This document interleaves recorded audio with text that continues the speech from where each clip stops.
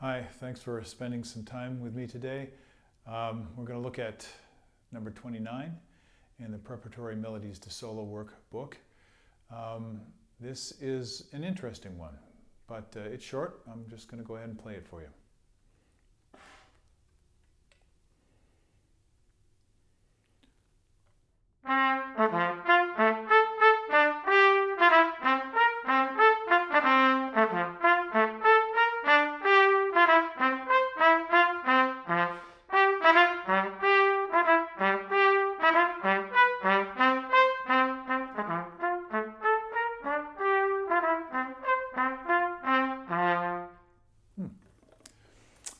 What I really like about these is they're very challenging, but not in the normal way.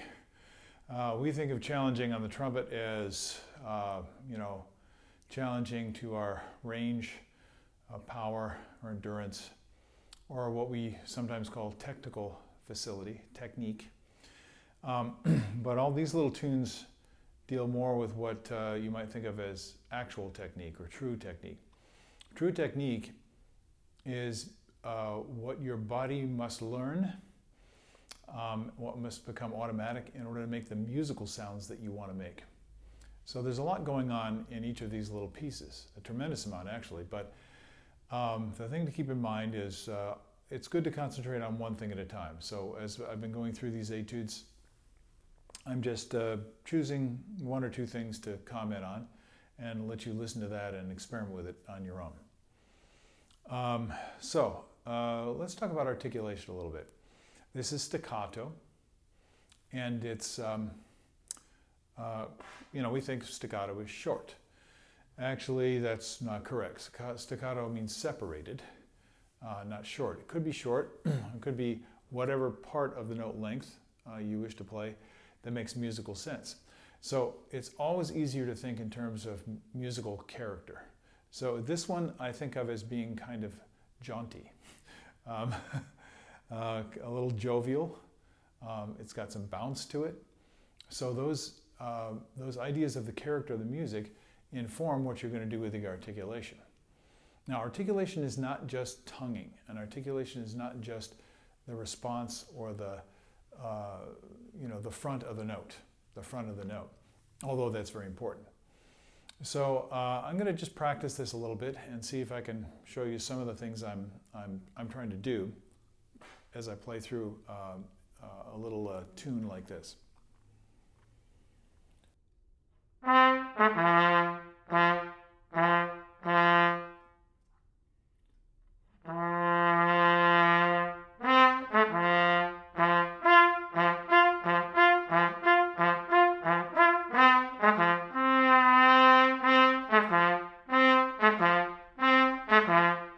So part is how quickly does the note come into existence, and obviously you want that to be consistent throughout the register. And for most people, the low register tends to be more difficult. I think that's primarily because we're concerning ourselves with being able to play high, and we don't spend enough time practicing in the low register. But the key for practical purposes is to connect your entire register together, so you feel like you can move at any point in your range to any other point in your range without stumbling or feeling awkward. And this change takes place pretty quickly at the beginning. So this is a problem for a lot of people. So I recommend that you do something like changing these shifts into slow slurring exercises.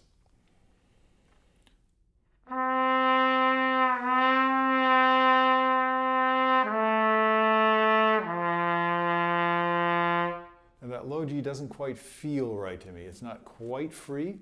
It sounds okay, but I'm going to try and refine this. Why? Because if I don't have everything lined up in terms of my basic sound production, the breath flow and the response of the embouchure, the way everything is set up to get an instantaneous response, like a bell or like a drum, right in the middle of the note, it doesn't matter what I do with my tongue. I actually am trying to produce full tone. So a great thing to do when you're playing something like this is listen for whether the note is actually free all the way through. And if it's not, work on it.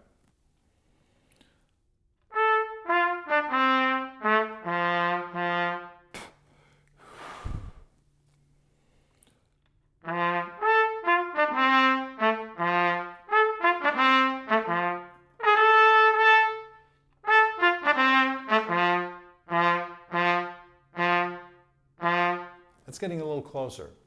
I'm still not entirely happy with it. And I hope this is the way you work when you're working on these. Because instead of having to learn a whole long, complex piece of music, what you actually have the opportunity to do is in 2 or 3 lines of music, concentrate on the quality of the ingredients that you're creating. And here, the sound that you're producing and the gesture of the articulation, the shape of the note, in other words, are a big part of the character. A lot of times, if I'm working on something like this, and I want to get at those ingredients, I'll just play single notes. When I get the sound that I want, the musical effect, the character that I want,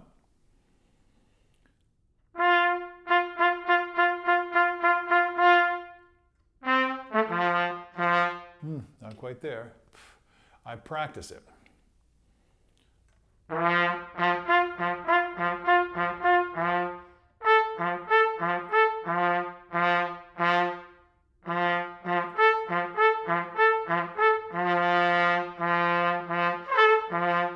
might want to work with your slides a little bit.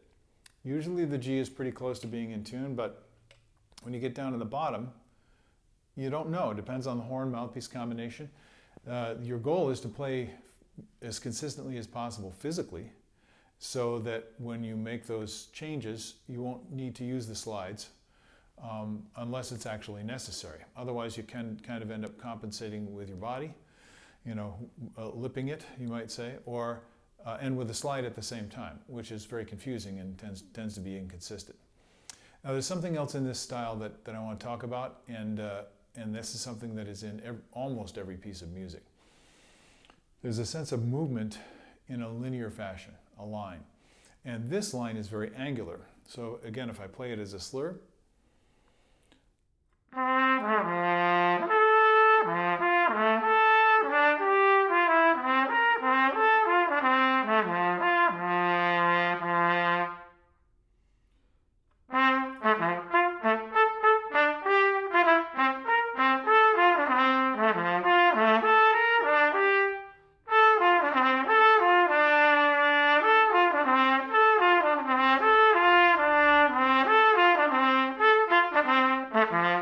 so what most people do is they chop the line up, the line of the air, and that ends up chopping up the musical notes as well. So it's instead of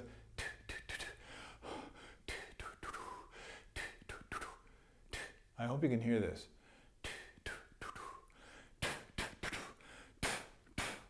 The way the air moves is what determines how it sounds. So if the air goes, that's what's going to come out of the horn. If it's, see, there's a taper and a gentle release. These are the quality things. If you can develop your awareness, your perception of these qualities to the highest possible degree, that's what's going to help you to improve your technique. So I hope when you're working on these that you understand that you can really develop your playing to an extremely high degree by playing these simple things. Then you want to put that together with some hard work on your range, power, and endurance and technical facility, and and play difficult literature like the Tomasi Concerto or one of the Jolivet pieces or something like that, or a big orchestral piece. But here's where it starts, with the simplest things, because whether we're playing solos or playing in the orchestra or playing in a jazz combo, it's these subtle things that give the flavor, that convey kind of life through the music. And that's why I work on them so hard. So I hope you join me in the quest for musicianship. Thanks for listening, and please join me again when you have time. Have a good day. Bye-bye.